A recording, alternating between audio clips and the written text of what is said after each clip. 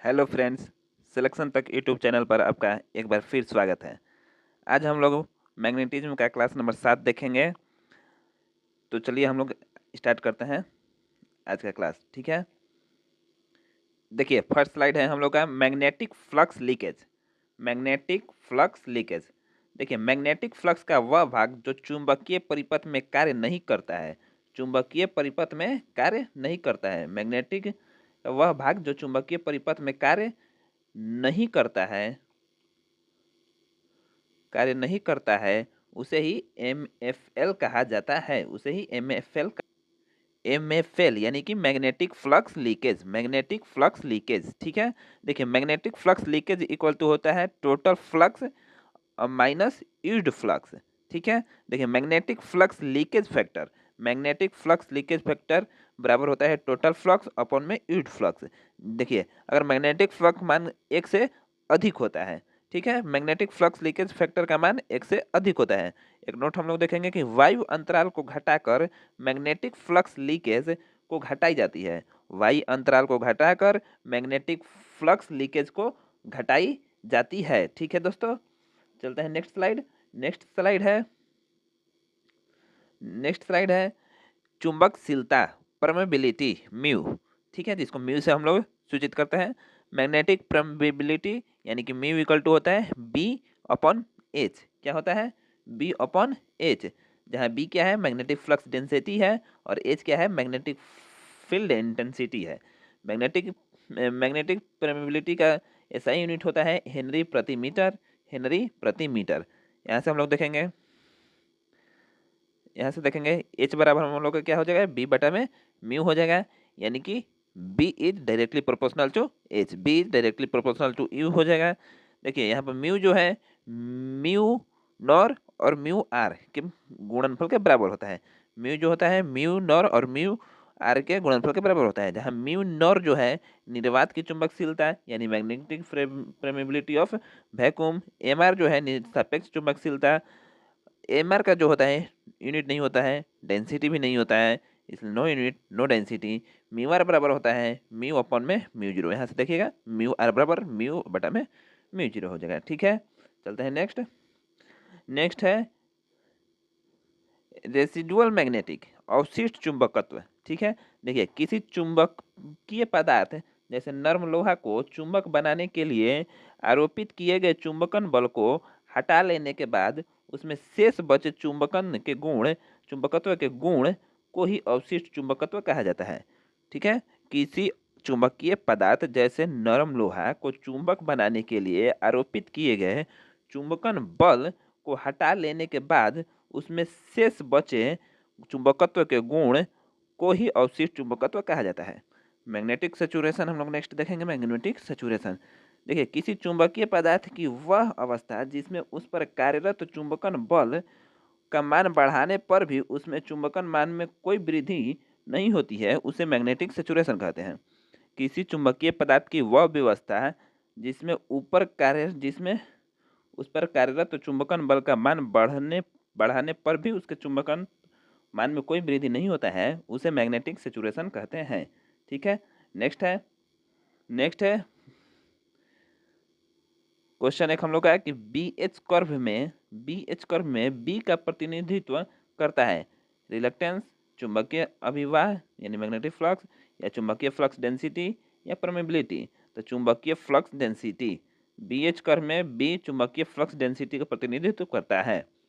Note हम लोग देखेंगे हवा निर्वात के लिए B H graph straight line होता है। हवा निर्वात के लिए B H graph straight line होता है। बी का एच से पिछड़ जाना हिस्टेरिसिस यानी कि शैथिल्य कहलाता है। ठीक, हिस्टेरिसिस लूप का क्षेत्रफल बराबर होता है, क्षेत्रफल जो होता है वह होता है हिस्टेरिसिस लॉस के डायरेक्टली प्रोपोर्शनल होता है। ठीक है, यानी कि समानुपाती होता है। मुलायम चुंबकीय पदार्थ के लिए बीएच ग्राफ का संकुचन होता है। मुलायम चुंबकीय पदार्थ के लिए बीएच ग्राफ का संकुचन होता है, और हार्ड चुंबकीय पदार्थ के लिए बीएच ग्राफ मोटा होता है। क्या होता है? हार्ड चुंबकीय पदार्थों के लिए बीएच ग्राफ मोटा होता है। ठीक है, नेक्स्ट देखेंगे, लेकिन इससे पहले देख लीजिए कि ये जो ग्राफ है हम लोग का, ये ग्राफ ऐसे बनेगा बीएच ग्राफ, जो कि एक स्ट्रेट लाइन होता है। ठीक है, नेक्स्ट है नोट है कि चुंबकन बल के पीछे फ्लक्स घनत्व के लैगिंग को हिस्टेरिसिस कहते हैं। चुंबकन बल के पीछे फ्लक्स घनत्व के लैगिंग को हिस्टेरिसिस कहते हैं। हिस्टेरिसिस यानी कि शिथिल्य, इसका अर्थ होता है पीछे रहना। किसी चुंबकीय पदार्थ पर चुंबकन बल आरोपित करके हटाने पर उस पदार्थ में पैदा हुए चुंबकन के पिछड़ जाने के गुण को ही हिस्टेरिसिस कहते हैं। किसी चुंबकीय पदार्थ पर चुंबकन बल आरोपित करके हटाने पर उस पदार्थ में पैदा हुए चुंबकत्व के पिछड़ जाने के गुण को ही हिस्टेरिसिस कहते हैं। ठीक है, नेक्स्ट है हिस्टेरिसिस लॉस। किसी पदार्थ को चुंबकित और विद्युत में और विचुंबकित, किसी पदार्थ को चुंबकित और विचुंबकित यानी कि मैग्नेटाइज और डीमैग्नेटाइज करने में तथा उसके अवशिष्ट चुंबकत्व यानी कि रेसिडुअल मैग्नेटिज्म को निराकृत यानी कि न्यूट्रलाइज करने में होने वाला पावर लॉस हिस्टैरिसीस लॉस कहलाता है। इस लॉस के कारण पदार्थ गर्म हो जाती है क्योंकि विद्युत ऊर्जा उसमें ऊर्जा में परिवर्तित हो जाता है। ठीक है, हिस्टैरिसीस लॉस जो होता है डायरेक्टली प्रोपोर्शनल होता है हिस्टैरिसीस लूप के क्षेत्रफल के। हिस्टैरिसीस लूप के क्षेत्रफल के डायरेक्टली प्रोपोर्शनल होता है। ठीक है, नेक्स्ट देखते हैं। नेक्स्ट है hysteresis loss equal to, hysteresis loss equal to, ये जो इसको सूचित किया जाता है ईटा से, बी मैक्स 1.6 पावर होता है एंड एफ इंटू भी वाट।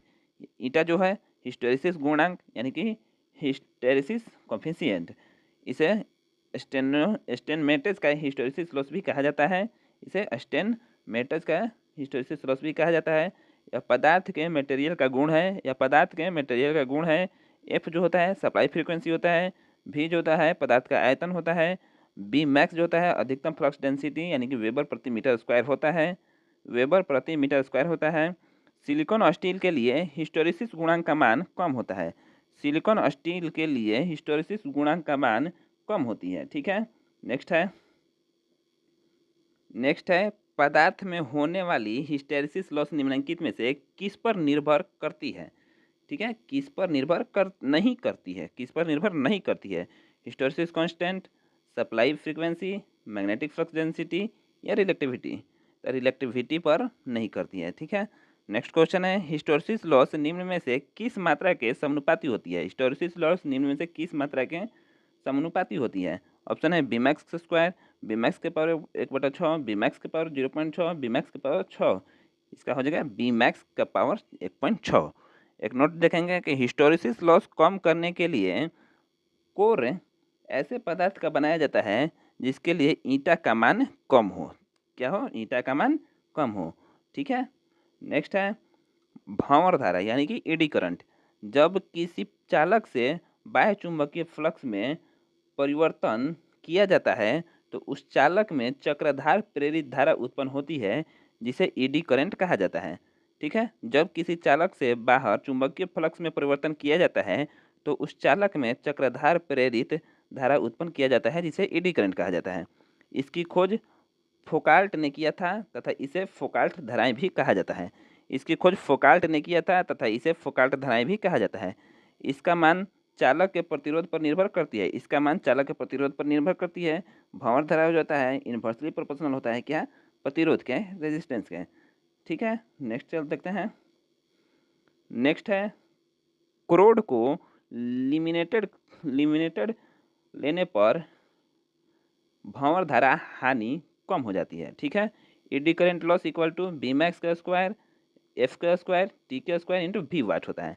AD current loss directly proportional होता है वी मैक्स के, डायरेक्टली प्रोपोर्शनल होता है एफ स्क्वायर के, डायरेक्टली प्रोपोर्शनल होता है टी स्क्वायर के, डायरेक्टली प्रोपोर्शनल होता है वी के। जहाँ टी क्या है लिमिनेटेड की मोटाई है, एफ क्या है सप्लाई फ्रीक्वेंसी है। देखिए एक नोट देखेंगे, विद्युत ट्रेन को रोकने के लिए भंवर धारा का उपयोग इलेक्ट्रिक ब्रेक के रूप में किया जाता है। ठीक, विद्युत ट्रेन को रोकने के लिए भंवर धारा का उपयोग इलेक्ट्रिक ब्रेक में किया जाता है। ठीक है, नेक्स्ट है आयरन लॉस, लॉ क्षति। देखिए हिस्टैरिसीस लॉस और एडी करंट लॉस। ठीक है, दो को होता है। देखिए भंवर धाराओं का उपयोग निम्नलिखित में से किस में नहीं होता है। भंवर धाराओं का उपयोग निम्नलिखित में से किस में नहीं होता है। चाल कुंडली धारा मापी यानी कि moving coil galvanometer, electric train induction motor या डायनेमो। तो हम लोग का इसमें हो जाएगा आंसर डायनेमो डी। ठीक है, नेक्स्ट देखते हैं। नेक्स्ट है धारणा शक्ति, धारणशीलता यानी कि रेटेंटिविटी। किसी चुंबकीय पदार्थ द्वारा अवशिष्ट चुंबकत्व को ग्रहण करने की क्षमता ही उसकी धारण शक्ति कहलाती है। किसी चुंबकीय पदार्थ द्वारा अवशिष्ट चुंबकत्व को ग्रहण करने की क्षमता ही उसकी धारण शक्ति कहलाती है। ठीक है, नेक्स्ट है जिस पदार्थ की धारणशीलता अधिक होती है उसका उपयोग अस्थायी चुंबक बनाने के लिए किया जाता है। जिस पदार्थ की धारणशीलता अधिक होती है उसका उपयोग अस्थायी चुंबक बनाने के लिए किया जाता है। ठीक है, नेक्स्ट है इस्पात की धारणशीलता नरम लोहा के अपेक्षा अधिक होती है। इस्पात की धारणशीलता नरम लोहा की अपेक्षा अधिक होती है। यही कारण है कि इस्पात का उपयोग अस्थायी चुंबक के निर्माण में किया जाता है। इस्पात का उपयोग अस्थायी चुंबक के निर्माण में किया जाता है। ठीक है, नेक्स्ट है चुंबकीय प्रवृत्ति यानी कि चुंबकीय सुग्राह्यता, मैग्नेटिक सस्पिटिबिलिटी। ठीक है, सस्पिटिबिलिटी डोनेटेड बाई काई। काई से सूचित किया जाता है। देखिए ये क्या है, काई है जो कि एक्स के जैसा दिख रहा है। इससे किसी पदार्थ को चुंबक बनाने की क्षमता को जाना जाता है। इससे किसी पदार्थ को चुंबक बनाने की क्षमता को जाना जाता है। जो पदार्थ जितनी शीघ्रता से चुंबकत्व ग्रहण कर लेती है उसकी चुंबकीय प्रवृत्ति उतनी ही अधिक होती है। ठीक है, देखिए नोट है नरम लोहा यानी कि मृदु लोहा की चुंबकीय प्रवृत्ति इस्पात के अपेक्षा अधिक होती है, जिसके कारण इसका उपयोग अस्थायी चुंबक यानी कि विद्युत चुंबक के निर्माण में किया जाता है। ठीक है, नेक्स्ट है जो पदार्थ परंतु चुंबक बन जाते हैं। जो पदार्थ तुरंत चुंबक बन जाए उसकी चुंबकशीलता प्रवृत्ति अधिक होती है। ठीक है, जो पदार्थ अपने चुंबकत्व को अधिक समय तक बनाए रखे उसकी धारण शक्ति अधिक होती है। नोट देखेंगे इंटेंसिटी ऑफ मैग्नेटाइजेशन एवं मैग्नेटाइजेशन फोर्स का। ठीक है, इंटेंसिटी ऑफ मैग्नेटाइजेशन एवं मैग्नेटाइजेशन फोर्स के अनुपात को ससेप्टिबिलिटी कहा जाता है। का इक्वल टू होता है आई बटा में एच, जहाँ आई एम्पियर पर मीटर में होता है और एच एम्पियर पर मीटर में होता है। यूनिटलेस होता है, डायमेंशनलेस होता है इस प्रकार। ठीक है, नेक्स्ट देखेंगे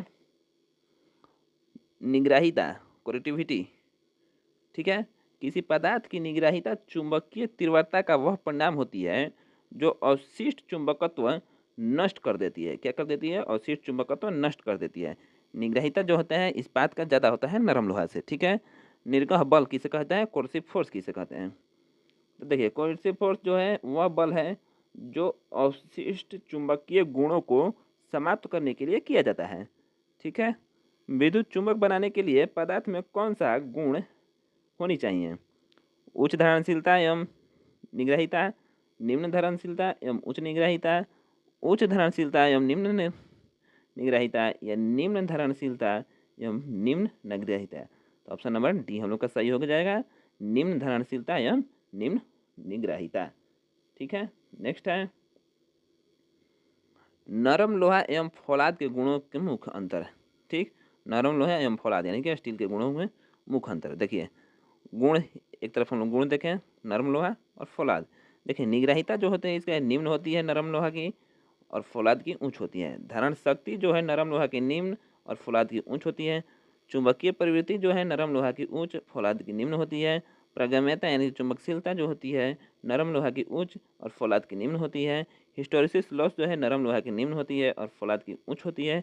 चुंबकन की तीव्रता नरम लोहा की उच्च होती है और फौलाद की निम्न होती है। ठीक है दोस्तों, हम लोग देख लिए आज का क्लास, यहीं पर अंत करते हैं। तो आप लोग फिर नेक्स्ट क्लास में मिलिएगा। आप लोग चैनल को सब्सक्राइब कीजिए, लाइक कमेंट करते रहिए और चैनल को आगे बढ़ाइए। चलते हैं, तब तक के लिए नमस्कार।